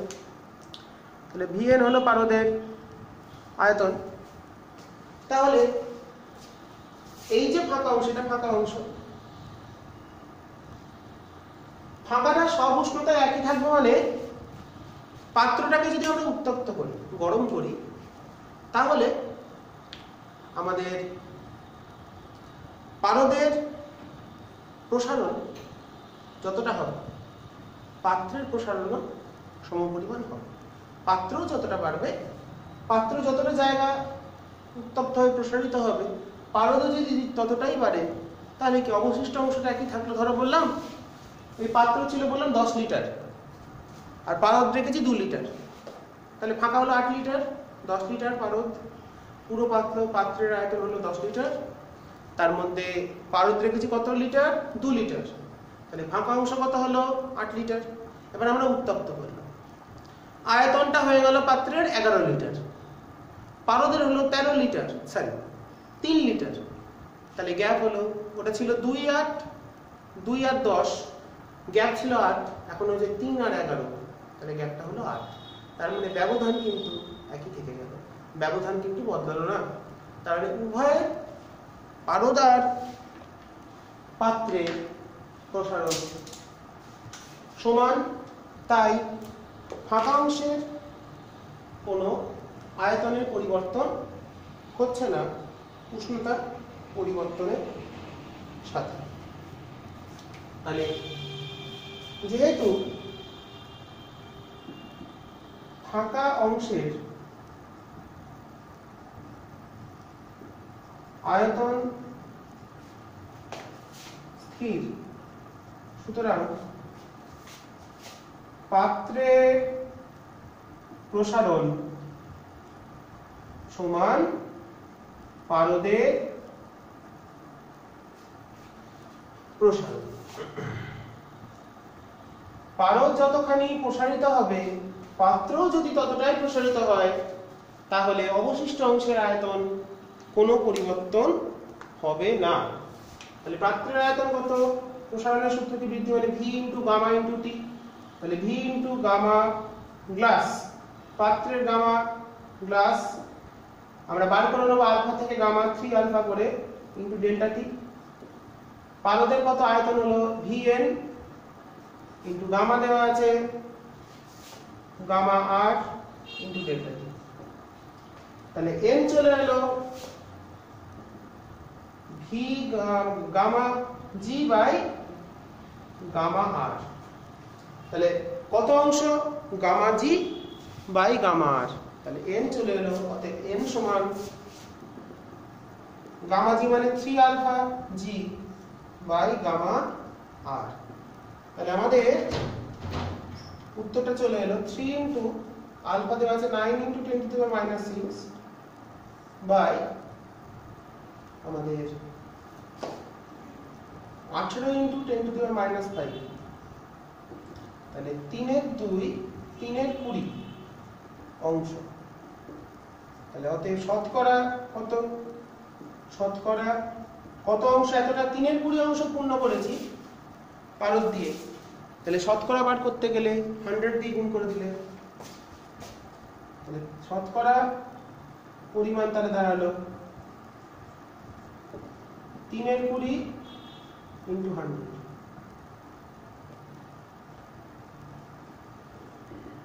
তাহলে 3 এর 5 মানে 0.6%। 0. না সরি 3 এর পরিমাণ 3 এর 5 কেন? 3 5 এ 15 বললি 15%। তাহলে 15% যদি পারদ দ্বারা পূর্ণ করা হয়, সেক্ষেত্রে অবশিষ্ট অংশের আয়তন সকল উষ্ণতাতেই অপরিবর্তিত থেকে যাবে। পরের অঙ্কে আমরা চলে যাব। এটা খুব ইম্পর্টেন্ট একটা অঙ্ক, তোমরা ভালো করে দেখবে।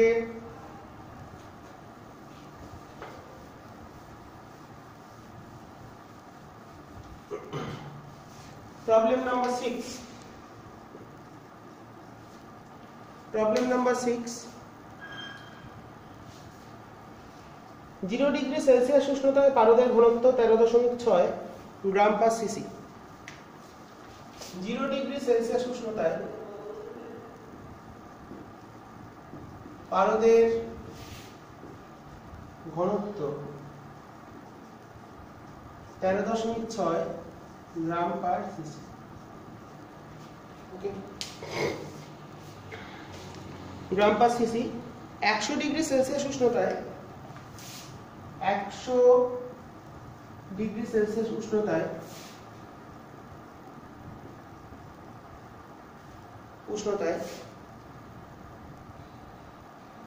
100 গ্রাম পারদের আয়তন কত? 100 গ্রাম পারদের আয়তন উষ্ণতা বদলে গেলে আয়তন কিন্তু বদলায় না, এটা মনে রাখতে হবে। আর পারদের গামা দেওয়া আছে 1/5550 পারদের গামা একে 5550 পার ডিগ্রি সেলসিয়াস। পারদের গামা দেওয়া আছে, আয়তন প্রসারণ গুণাঙ্ক 1 এত। তাহলে দেখি অঙ্কটা দেখি, খুব সুন্দর ছোট্ট অঙ্ক। আমরা শিখেছি V2 equals to V1 1 plus gamma delta T। ওকে, মাথায় আসতে সবাইকার সূত্র V2 equals to V1 into 1 plus gamma delta T। সূত্রগুলো প্র্যাকটিস করব, তাহলেই আমরা শিখতে পারবো। আচ্ছা, প্রাথমিক আয়তন। প্রাথমিক আয়তন কত? আয়তন মানে ভর বাই ঘনত্ব। ভর বাই ভর তো পাল্টায় না, তাহলে 100। ঘনত্ব কত? 13.6 এত ঘন সেমি। V2 বার করতে হবে। আলফা কেন হবে? আমি ভুল লিখলাম, আমি ভুলবার লিখে ফেলছি। গামা 1/5550। উষ্ণতা বৃদ্ধি কত? কত বাড়বে? 100 ডিগ্রি সেলসিয়াস পার্সেন্টেজ কেন লিখছি? ভুল লিখেছি। তাহলে V2টা বার করতে পারবো। আশা করি তোমরা বুঝতে পেরেছো। প্রথম আয়তন ছিল কত? 100/13.6। ঘনত্ব সমান ভর বাই আয়তন। অন্তিম আয়তন বার করব। গামা দেওয়া আছে, উষ্ণতা বৃদ্ধিও দেওয়া আছে। তো এগুলো বসিয়ে আমরা ক্যালকুলেট করে ফেলবো, সেটা দেখি। তাহলে চলে এলো কত? V1 কত? 1000/13.6 1 প্লাস গামা টি। টিটা হলো এত বাই 1 এটা, তাহলে 1/5550। তোমরা ক্যালকুলেশনে প্রত্যেকেই দক্ষ, আমি একদমই পারি না, তাই ক্যালকুলেটর ছাড়া হয় না। তোমরা নিজেরা করবে, আমি ক্যালকুলেটরে হিসাবটা করে উত্তরটা বুঝিয়ে দিই। 7.485 সিসি। তাহলে পারদের ঘনত্ব আমরা এখানে কি সূত্র ব্যবহার করলাম? ঘনত্ব সমান ভর বাই আয়তন। এই সূত্র কাজে লাগে এবং অন্যান্য যে সূত্র শিখেছি একই রকম সূত্র কাজে লাগিয়ে আমরা আমাদের 6 নম্বর গাণিতিক সমস্যা সমাধান করে ফেলেছি। আচ্ছা, পরের একটা অঙ্ক।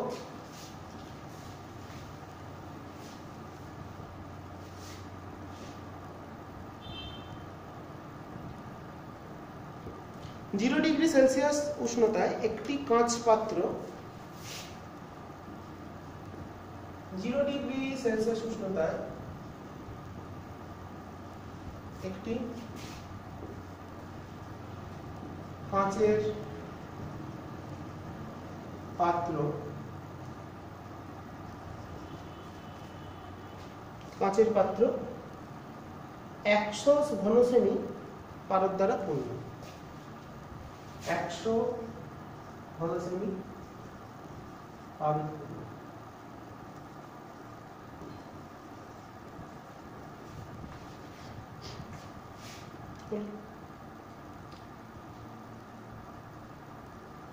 উষ্ণতা বেড়ে 20 ডিগ্রি সেলসিয়াস হলে উষ্ণতা বেড়ে 20 ডিগ্রি সেলসিয়াস হলে কত আয়তনের পারদ পাত্র থেকে উপচে পড়বে? কত আয়তনের পারদ উপচে পড়বে, মানে পুরো ভর্তি ভর্তি আছে। কত আয়তনের পারদ উপচে পড়বে সেটা আমাদের দেখতে হবে। আর কিছু দেওয়া আছে সেগুলো অলরেডি দেওয়া, বালি করে নিই। একটা পাত্রে, কাঁচের পাত্র পুরো পারদ দিয়ে ভর্তি আছে, 100 সিসি পারদ। তো এটাকে আমরা উত্তপ্ত করলাম, তাহলে কতখানি? তো পুরো ভর্তি আছে, তবেই তো উপচে পড়বে।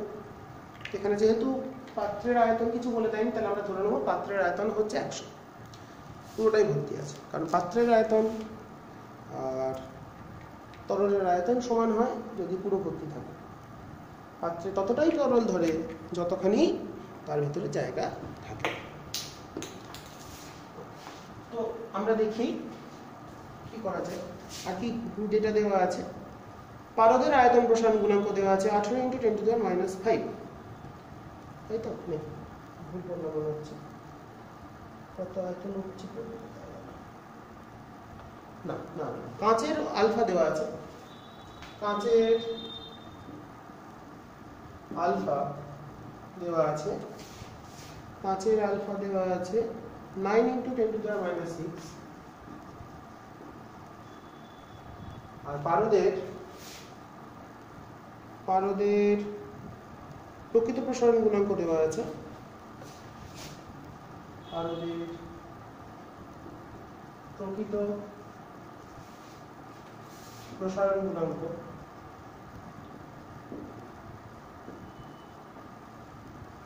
গামা আর দেওয়া আছে।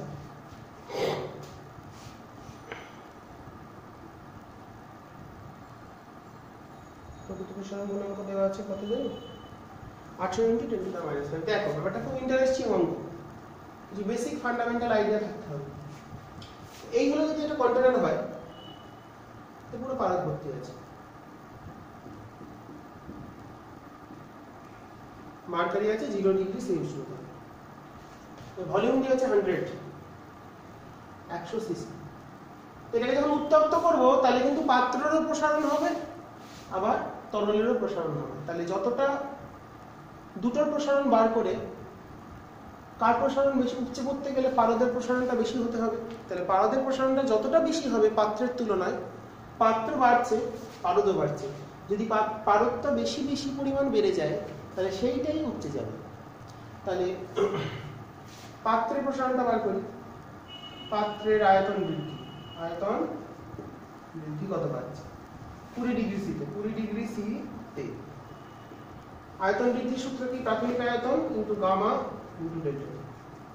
প্রাথমিক আয়তন কত? 100। গামা কত? পাত্রের গামা মানে আলফা দেওয়া আছে, তাহলে 3 আলফা, 3 × 9 × 10⁻6 উষ্ণতা বৃদ্ধি করি। তাহলে পাত্র কতটা আয়তন প্রসারিত হলো সেটা আমরা বার করে নিই। 3 নং 27 × 54, তাহলে হচ্ছে 1 2 3, তাহলে 27 × 54 কিন্তু 1 2 3 মানে 10⁻3, এটা এত সিসি। তাহলে এত সিসি পাত্রের আয়তন প্রসারণ হলো। আর পারদের প্রসারণ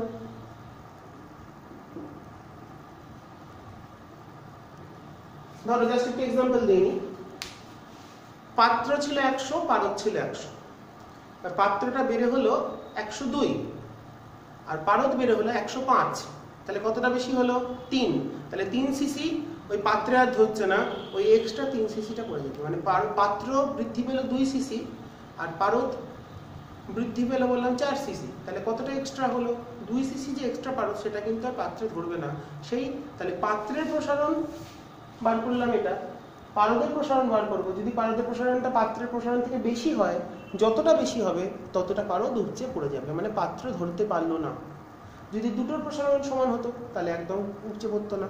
যদি পাত্রের প্রসারণ বেশি হতো তাহলে পারদ তল নেমে যেত, কারণ পাত্র ছড়িয়ে গেছে, পারদটা নেমে গেছে। পাত্র ততটা বাড়েনি, পারদ ততটা বাড়েনি যতটা পাত্র বেড়েছে, তাহলে পারদ তলটা নেমে যেত। এবার যদি দুটো সমান হতো তাহলে একদম একই রকম থাকতো। আর যদি পারদটা বেশি প্রসারিত হয় তাহলে সেটা উপচে পড়ে যাবে। কতটা বেশি? পাত্রের তুলনায়। তাহলে এটা কত? 100 কিন্তু গামা দেওয়া আছে 18 × 10⁻3 উষ্ণতা বৃদ্ধি করি, 36 × 10⁻2। তাহলে দেখতেই পাচ্ছি অনেকটাই বড়। অতএব কতটা বেশি? অতএব পারদ উপচে পড়বে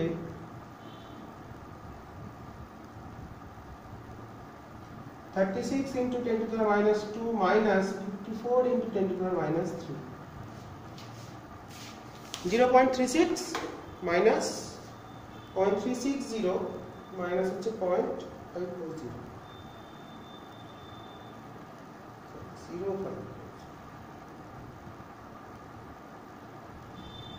0.306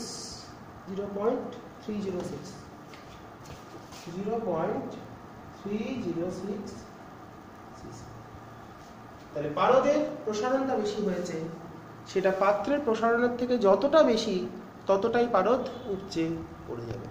তাহলে আমরা 7 নম্বর অঙ্কটা কমপ্লিট করে ফেললাম।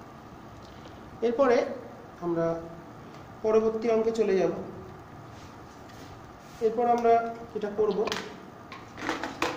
একটু গ্যাসীয় প্রসারণ থেকে, গ্যাসীয় প্রসারণ তোমরা গ্যাসের আচরণে যেগুলো পড়েছো সেটা পড়লেই হবে, দেখে নিতে পারো। কিন্তু তোমাদের প্রসারণের ক্ষেত্রে, তাপীয় প্রসারণের ক্ষেত্রে গ্যাসীয় প্রসারণ থেকে অঙ্ক আসে না। এই দুটো আসতে পারে, তা করিয়ে দিলাম। তোমরা দেখবে অঙ্কগুলো কয়েকটা করে করিয়ে দিই, খুবই তো সীমিত সময়, তো তোমাদের পুরো ভিডিওটাও দেখতে হবে। তো আমরা তাপ সঞ্চালনে চলে যাই এবার। তাপ সঞ্চালন থেকে কিছু আমরা ভালো অঙ্ক করব, করে আমাদের আজকের আলোচনা এখানে শেষ করে দেবো।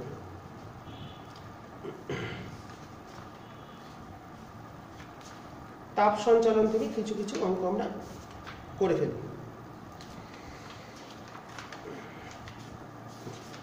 প্রথম আমাদের যে গাণিতিক সমস্যা, একটি কাঁচের জানালার বেগ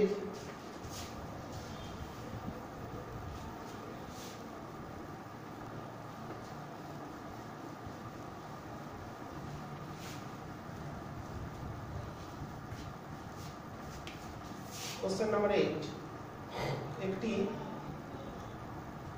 কাঁচের জানালার বেগ 0.1 সেন্টিমিটার, ক্ষেত্রফল 1.5 বর্গমিটার। তাই তো? ঠিক লিখলাম? সরি, ওটা 1 সেন্টিমিটার ছিল। দাঁড়ি জানলার বাইরে এবং ভিতরের তাপমাত্রা, বাইরে ও ভিতরের তাপমাত্রা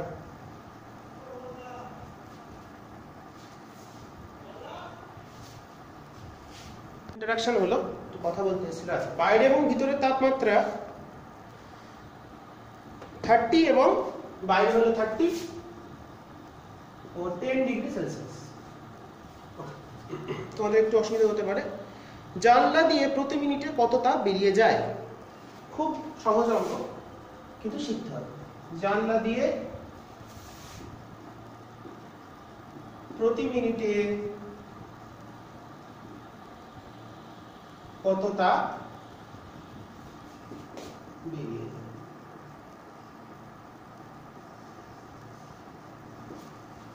এর কে বলে দেওয়া আছে, thermal conductivity 0.0012 calorie per centimetre inverse. তোমরা জানো ইউনিট কি, calorie, centimetre inverse, degree Celsius inverse, second inverse. তো এগুলো আমাদের দেওয়া আছে। তো তাপ পরিবহনের সূত্র আমরা পড়েছি, Q সমান Ka θ2 - θ1 T/d। প্রত্যেকটা দিকে দেওয়া আছে, একদম সহজ, ইজি অঙ্ক। তো কতখানি তাপ প্রতি মিনিটে যাচ্ছে তো আমরা ভালো করে শিখে ফেলি। তো কে এর মানটা বসিয়ে দিই, 2012। এরিয়া দেওয়া আছে 1.5 মিটার স্কয়ার, মানে 10⁴ মিটার স্কয়ার থেকে সেমি স্কয়ার আমাদের যেতে হবে, কারণ এটা সিজিএস হচ্ছে। উষ্ণতার পার্থক্য কত, 30 আর 20 মানে 20, 30 আর 10 মানে 20। সময় দিয়েছে 1 মিনিট মানে 60। মাইন্ডেড, খুব ভালো করে মনে রাখবো, সময় যে কোনো অঙ্কে সেকেন্ডে বসাবো, সময় কখনো আমরা মিনিটে ঘন্টায় বসাবো না। আচ্ছা, বাই থিকনেস দিয়েছে 1 সেমি, তাহলে এখানে হিসাব করলে প্রত্যেক জানলা দিয়ে কতখানি তাপ বাইরে বেরিয়ে যায় সেটা আমরা ক্যালকুলেট করলেই পেয়ে যাব। তো এটা আসছে আমাদের 2.16 10⁴ 2.16 10⁴ ক্যালোরি। তাহলে প্রতি মিনিটে এই পরিমাণ ক্যালোরি বেরিয়ে চলে যাচ্ছে। চলে আসি আমাদের পরের গাণিতিক সমস্যা, কোশ্চেন নাম্বার 9।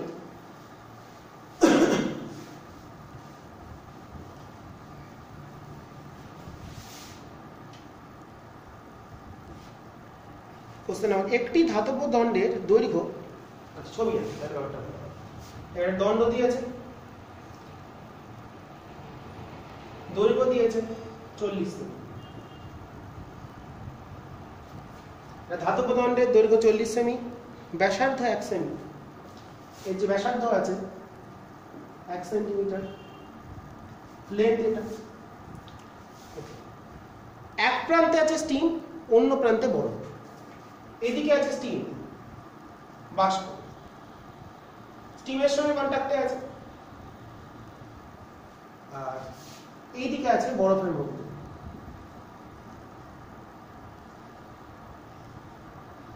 মানে 0 ডিগ্রি সেলসিয়াস, স্টিম মানে আমরা জানি 100 ডিগ্রি সেলসিয়াস।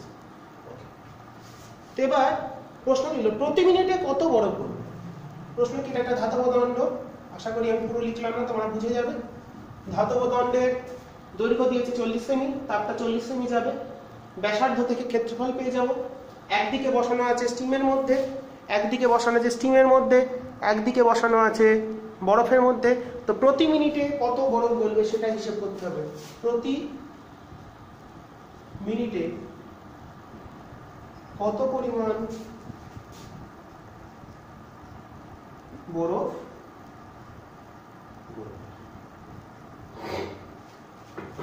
প্রতি মিনিটে কত পরিমাণ বরফ গলবে কে দেওয়া আছে 0.48, কে হচ্ছে 0.48 সিজিএস ইউনিট। তো এখান দিয়ে তো বাষ্প যাচ্ছে, তাপ পরিবহন হচ্ছে, দিয়ে বরফটাকে গলাচ্ছে। তো ধরলাম কত পরিমাণ, ধরলাম অ্যান্সার প্রতি মিনিটে m গ্রাম বরফ গলে।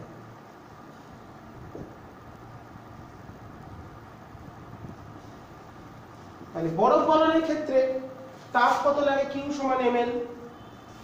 আমরা জানি বরফ গলনের ক্ষেত্রে লিন তাপ 1 গ্রামের জন্য, তার মানে এটা হচ্ছে 80 m ক্যালোরি। প্রতি গ্রামের জন্য লিন তাপ লাগে 80 গ্রাম, 80 ক্যালোরি লাগে। তাহলে m গ্রামের জন্য হলো 80 m ক্যালোরি। তাহলে এটা হলো তাপ। কে দিচ্ছে তাপ কে দিচ্ছে, স্টিম দিচ্ছে। কত তাপ দিচ্ছে, এবার Q সমান K A θ2 - θ1 T/D। আমাদের সূত্র এটা। তাহলে তাপটা কতটা তাপ আসছে প্রতি মিনিটে 80 m তাপ আসছে, প্রতি মিনিটে 80 m তাপ আসছে। তাহলে এটা সমান 80 m। তাহলে এবারে আমরা মানগুলো বসিয়ে দিই, সমাধান করে mটা ক্যালকুলেট করি। কে হচ্ছে 0.48, ক্ষেত্রফল হলো পাই r স্কয়ার, পাই ইনটু 1 স্কয়ার। ক্ষেত্রফল জানি আমরা, এই যে ক্রস সেকশন, তাপটা এখান দিয়ে আসছে, কিউ তাপ আসছে এখান দিয়ে। তাহলে এরিয়াটা কত, এরিয়া হচ্ছে পাই r স্কয়ার। বৃত্তের ক্ষেত্রফল পাই r স্কয়ার, তাহলে পাই r স্কয়ার। উষ্ণতার পার্থক্য কত, 100 মানে 100, সময় বলেছে 1 মিনিট 60 বাই বেগ বলেছে, বেগ মানে দৈর্ঘ্য, তাপ কতটা যাচ্ছে 40 সেমি, তাই 40 সমান 80। তাহলে m সমান m, তাহলে নিচে হয়ে গেল 80। এখান থেকে আমরা mটা হিসাব করব, এর মানটা কত আসে আমরা হিসাব করব, করে বসিয়ে দিয়ে 2.83 গ্রাম। মানে প্রতি মিনিটে 2.83 গ্রাম বরফ গলবে।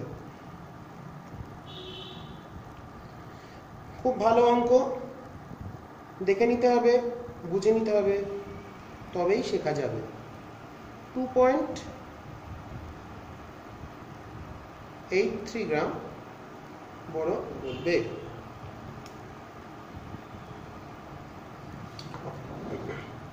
এরপরে চলে যাই পরবর্তী অঙ্কে।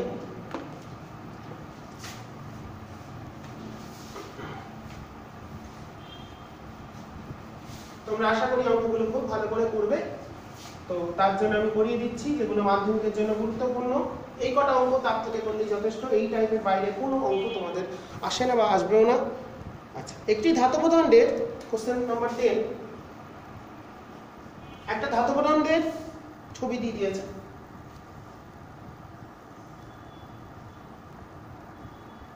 এটা এ প্রান্ত, এটা বি প্রান্ত, এখানে সি প্রান্ত।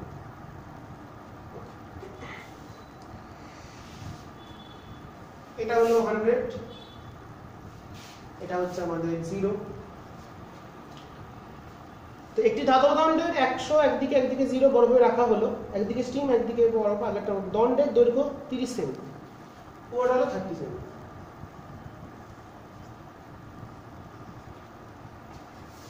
তাহলে স্থিতাবস্থায় উষ্ণ প্রান্ত থেকে 10 সেমি দূরে উষ্ণতা কত? এখানে উষ্ণতা কত বার করতে হবে? প্রশ্ন কি? স্থিতাবস্থায় উষ্ণ প্রান্ত থেকে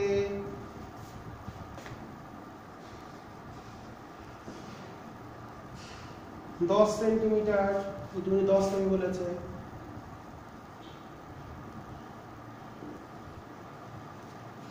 দূরে সি বিন্দুতে উষ্ণতা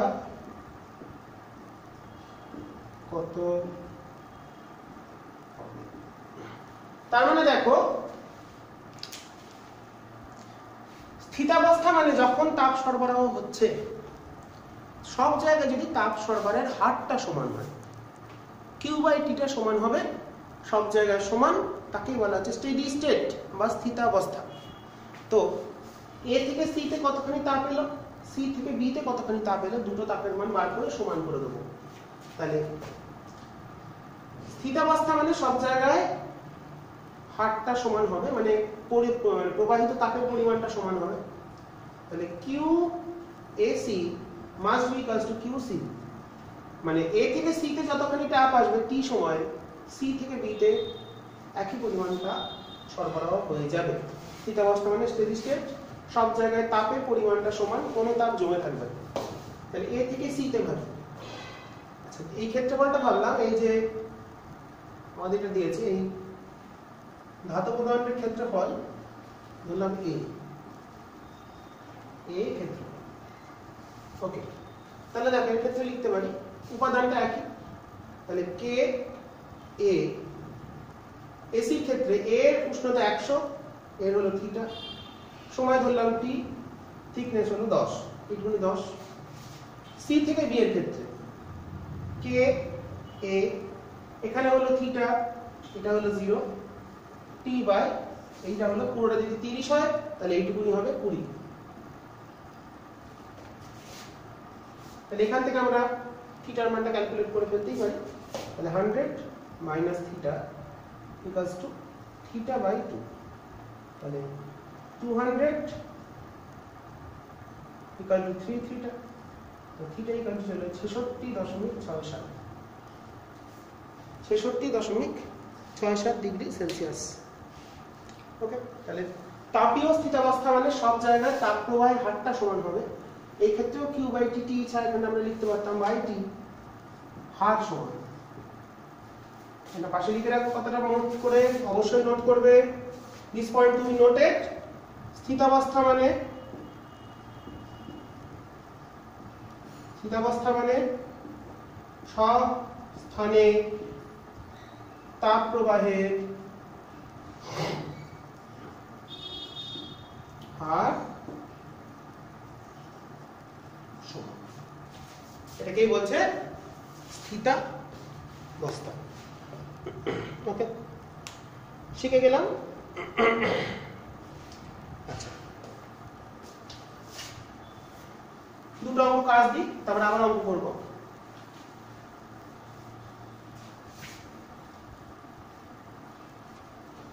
তাহলে স্থিতাবস্থা মানে আমরা যে অঙ্কগুলো করি সেগুলো স্থিতাবস্থা ধরে নিয়েই করি। আচ্ছা, পরের অঙ্ক কত নম্বর অঙ্ক হচ্ছে? যাই, কোশ্চেন নাম্বার 4টা হবে। কাজ দিই। 1 মিটার দীর্ঘ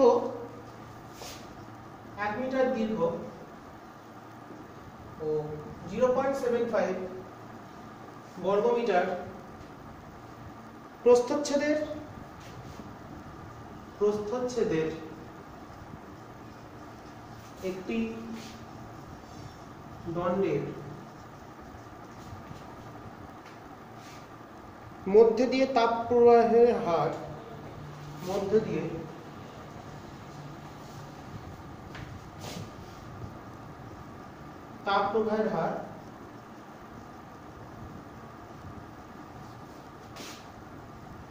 6000 জুল পার সেকেন্ড, এত হারে তাপ যাচ্ছে, মানে কিউ বাই টিটা দেওয়া আছে। দণ্ডের কে বলে দিয়েছে, কে দেওয়া আছে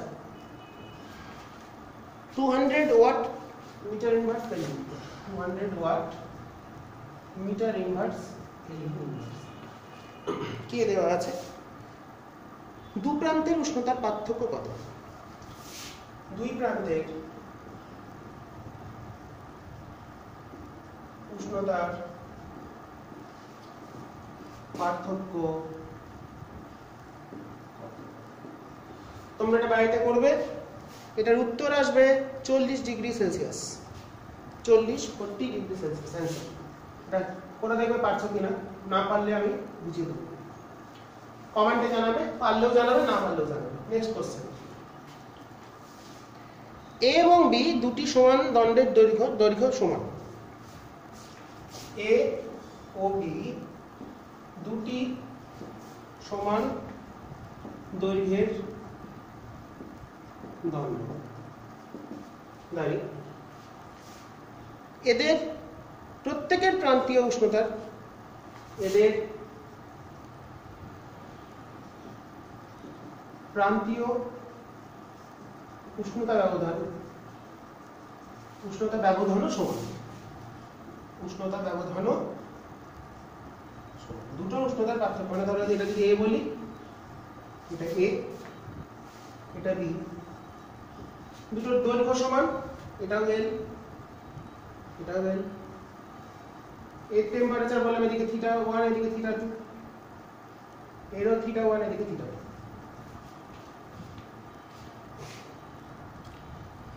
কোন শর্তে পালিত হলে উভয় দণ্ডের তাপ পরিবহনের হার সমান হবে? কোন শর্তে, কোন শর্তে উভয় দণ্ডের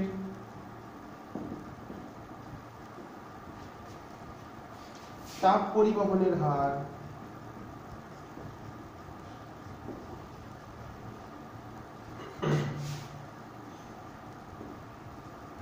সমান? কোন শর্তে দুটোর তাপ পরিবহনের হারটা সমান হবে সেটা আমাদের দেখতে হবে। দেখো, তাপ পরিবহনের হার মানে কি উপায়? এর প্রথমটার ক্ষেত্রে এর বললাম কেটা হলো K1, এরিয়াটা হলো A1, এর হলো K2, এরিয়া হলো A2। তাহলে লিখতে পারি কি K1 A1 θ2 মাইনাস θ1, এদিকে ধরলাম এটা বড়, এদিক থেকে এদিকে তাপ যাবে, এদিক থেকে এদিকে তাপ যাবে, বাই L, দৈর্ঘ্য যে L, দুটোর সমান বলেছে হারটা, দুটোর কিউ বাই টি বার করে সমান করছি। দ্বিতীয় ক্ষেত্রে তাহলে কত হবে K2 A2 θ2 minus θ1 by L। এবার দেখো, যেহেতু উষ্ণতার পার্থক্য সমান, L সমান, তাহলে শর্ত হলো নির্ণেয় শর্ত কি দুটোকে সমান কখন হতে পারে? যদি এইটা আর এটা সমান হয়, তবে এইটার সমান এই দুটো কেটে গেল, এই দুটো কাটলো, L কেটে গেল, তার মানে K1 A1 যদি K2 A2 সমান হয়, মানে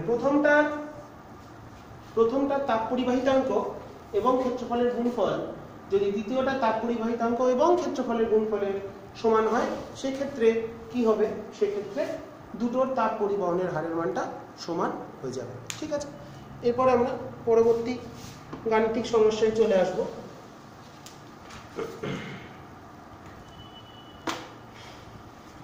দুটি দণ্ডের বেগ, ক্ষেত্রফল এবং তাপ পরিবাহিতাঙ্কের অনুপাত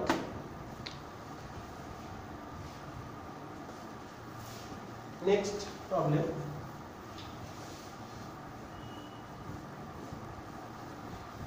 দুটি দণ্ডের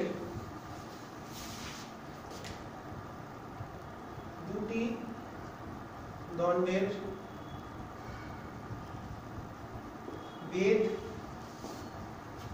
ক্ষেত্রফল ও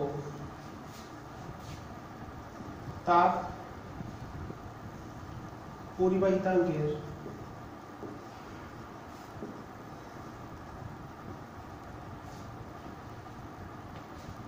অনুপাত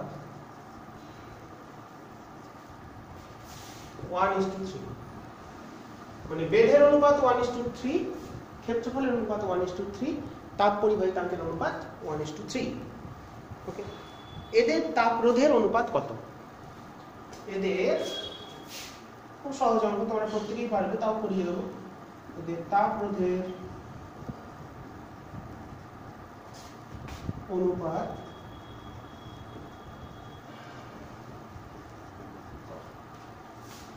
তাপরোধ মানে RH সমান D/Ka।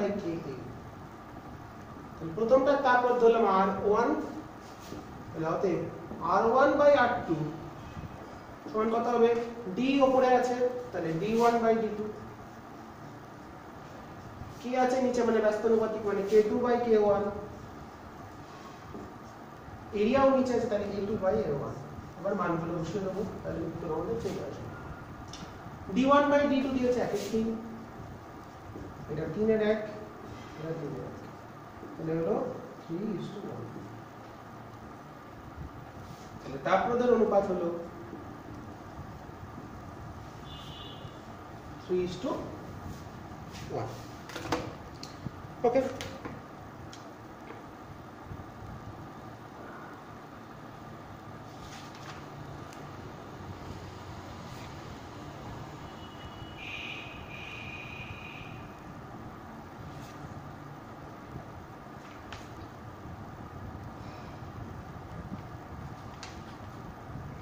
এরপরে চলে আসি আমাদের পরবর্তী একটা অঙ্কে।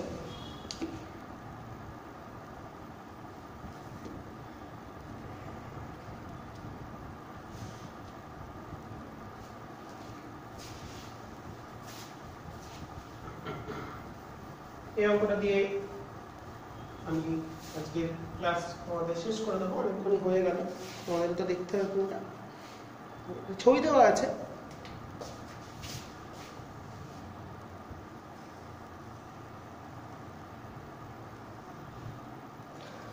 $120 theta, 120 theta, sorry 0, not 20, this is 0. Okay, 1 semi, this is 2 semi.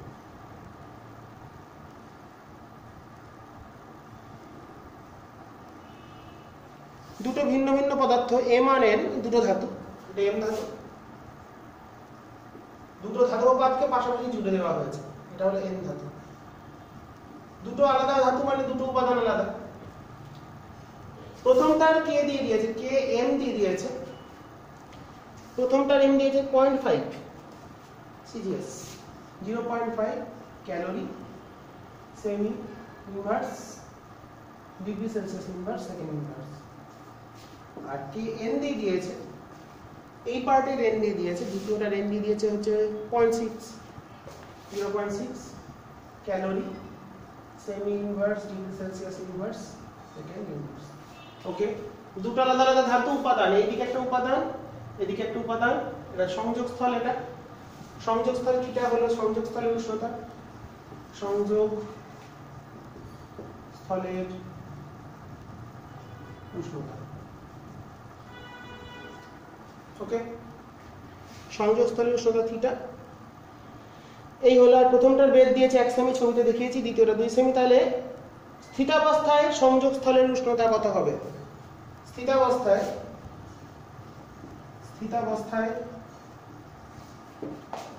সংযোগস্থলের, এটা একটু আগে করিয়ে দিয়েছি, তোমাদের কাজ দেওয়া থাকলো, সংযোগস্থলের উষ্ণতা কত হবে? অ্যান্সার আসবে 62.5 ডিগ্রি সেলসিয়াস। এটা তোমরা করবে, করে আমাকে জানাবে কমেন্টে করতে পারলে কি।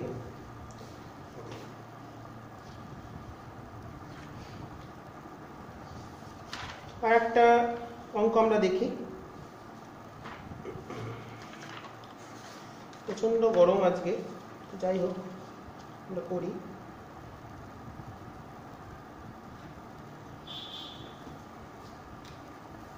একটি চওড়া তলাযুক্ত পাত্রে জল ফোটানো হবে। একটা পাত্র আছে, আমি ছবি এঁকেছি, একটা পাত্র, চওড়া তলা বলেছে, অনেকটাই চওড়া, এর ভেতরে জল আছে।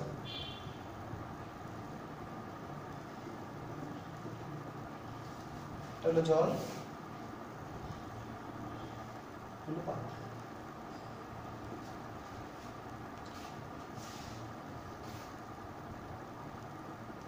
তলদেশের ক্ষেত্রফল দিয়েছে 300 সেমি স্কয়ার, এইখানকার এরিয়া দিয়েছে, ক্ষেত্রফল দিয়েছে 300 বর্গ সেমি, আর বেধ দিয়ে দিয়েছে, থিকনেস দিয়েছে কত, থিকনেস দিয়েছে 2 মিলিমিটার। এই যে থিকনেসটা, তারটা যেখান দিয়ে যাচ্ছে, এই যে থিকনেস, এইটুকুনি জায়গা, এইটা হচ্ছে বেধ, বেধটা দিয়ে দিয়েছে। উইথটা কতখানি, 3 না কত, 2 মিলিমিটার, সরি 2 মিলিমিটার, 2 মিলিমিটার। আর কি দেওয়া আছে, প্রতি মিনিটে 1 গ্রাম স্টিম উৎপন্ন হলে, তাহলে পাত্রে, প্রশ্ন কি, প্রতি মিনিটে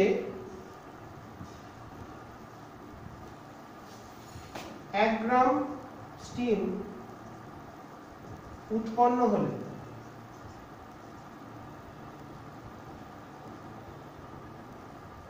জল ও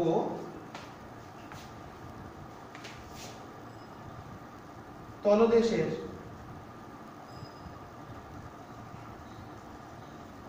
উষ্ণতার পার্থক্য কত। প্রতি মিনিটে 1 গ্রাম স্টিম হয়েছে, কে এর মান দেওয়া আছে হচ্ছে 0.5, কে দেওয়া আছে 0.5 calorie, degree Celsius inverse, centimetre inverse, second inverse. আর বাষ্পায়নের লিনতাপ দেওয়া আছে 540 ক্যালোরি পার গ্রাম, বাষ্পায়নের লিনতাপ 540 ক্যালোরি গ্রাম।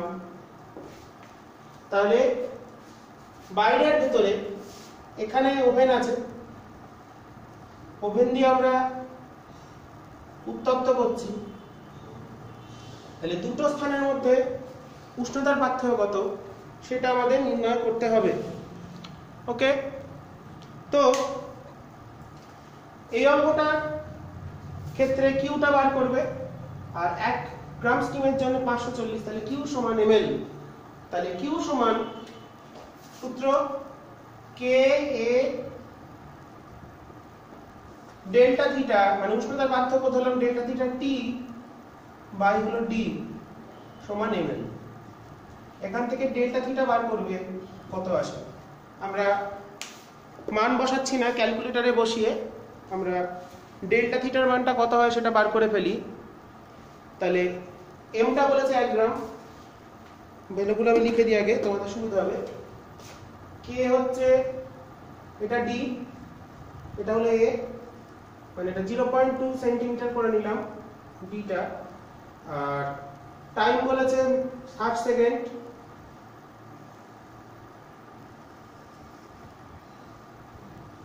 এটা আলাদা অঙ্ক, এটা তোমাদের কাজ দেওয়া থাকলো। টাইম 60 সেকেন্ড বলেছে, কে বলে দিয়েছে 0.5, এল হলো 540, আর এম হলো 1। ডেল থিটা বার করব মানগুলো বসিয়ে দিয়ে, তাহলে হলো ডেল থিটা কত, ml, ml হলো কত 540 গুণ 1 গুণ ডি হচ্ছে 0.2, এটা হলো ডিভাইডেড বাই হচ্ছে কে কত 0.5 multiplied by area 300 into time 60। আমাদের এখানে আছে 3/250, 0.0 আমাদের অ্যান্সার যেটা হলো 0.012, তোমরা এটা করে দেখলে উত্তর আসবে 0.012 ডিগ্রি সেলসিয়াস। এটা আমাদের উত্তর চলে আসবে। তো যাই হোক, আজকের আলোচনায় তোমাদের বেশ কিছু সুন্দর সুন্দর অঙ্ক আমি করিয়ে দিলাম, তার থেকে ক্লাস 10 যেগুলো মাধ্যমিক পরীক্ষার জন্য খুবই গুরুত্বপূর্ণ। এর মধ্যে তাপ পরিবাহিতাঙ্গ থেকে যে অঙ্কগুলো করেছি খুব ভালো করে করবে। আর কঠিনের প্রসারণ তরলের গুলো করবে, কিন্তু কঠিন আর তাপ পরিবাহিতার থেকে যে সূত্রগুলো যে অঙ্কগুলো করিয়েছি, যা যা সূত্র হয় যাবতীয় অঙ্ক তোমাদের করিয়ে দিয়েছি। তো কতগুলো অঙ্ক করালাম আমার খেয়াল নেই, ওই 12-14টা হয়তো হবে, যাই হোক, বা 10টা বা 11টা কিছু হবে, তো সেটা কথা নয়। তো তোমরা যে অঙ্কগুলো কাজ দেওয়া থাকলো অঙ্কগুলো করবে, পারলে কিনা প্রত্যেকে কমেন্ট বক্সে জানাবে, তাহলে আমার ভালো লাগবে। ভিডিওটা কেমন লাগলো, অঙ্কগুলো কেমন লাগছে, প্রত্যেকের কাছে রিকোয়েস্ট করছি কমেন্টে জানাবে, তাহলে আমার ভালো লাগবে। আর কিছু না বুঝতে পারলেও কমেন্টে জানাবে, সেটা তোমাদের কাছে বলা থাকলো, ঠিক আছে? সেটা যেন আমি দেখতে পাই। আর তোমরা ভিডিওটা সম্পূর্ণ ভালো করে দেখবে, কোনো পজ করে বা কোনো অংশ কেটে দেখবে না, সম্পূর্ণটা ভালো করে দেখে প্রত্যেকটা কথা ভালো করে লিখে অঙ্কগুলো সুন্দরভাবে করে নেবে। তোমাদেরই ভালো হবে, তোমাদের জন্যই সামনে যে মাধ্যমিক যারা পরীক্ষার্থী, তোমরা সবাই অঙ্কগুলো ভালো করে দেখো আর ভালো করে করে নিয়ে ভালো করে শিখে নাও, সেটার জন্য তোমাদের করা। এর আগে ওই যে প্রথমেই তোমাদের যে সূত্রগুলো একত্রিত করে দিয়েছি, সেগুলোও তোমরা ওইভাবেই সুন্দরভাবে লিখে ভালো করে প্রত্যেকে পড়ে নেবে। এই বলে আজকে ভিডিও শেষ করছি। তোমরা সবাই ভালো করে পড়াশোনা করো মাধ্যমিক পরীক্ষার জন্য সুন্দরভাবে। এখন বাড়িতে বসেই প্রিপারেশন নাও, আর স্কুল খুললে আবার সব বন্ধু বান্ধবের সঙ্গে দেখা হবে, সব স্যারদের সঙ্গে দেখা হবে। তোমরা ভালো থাকো, ভালো করে পড়াশোনা করো। শেষ করলাম, আবার পরের ভিডিওতে তোমাদের সামনে ফিরে আসবো অন্য বিষয় নিয়ে।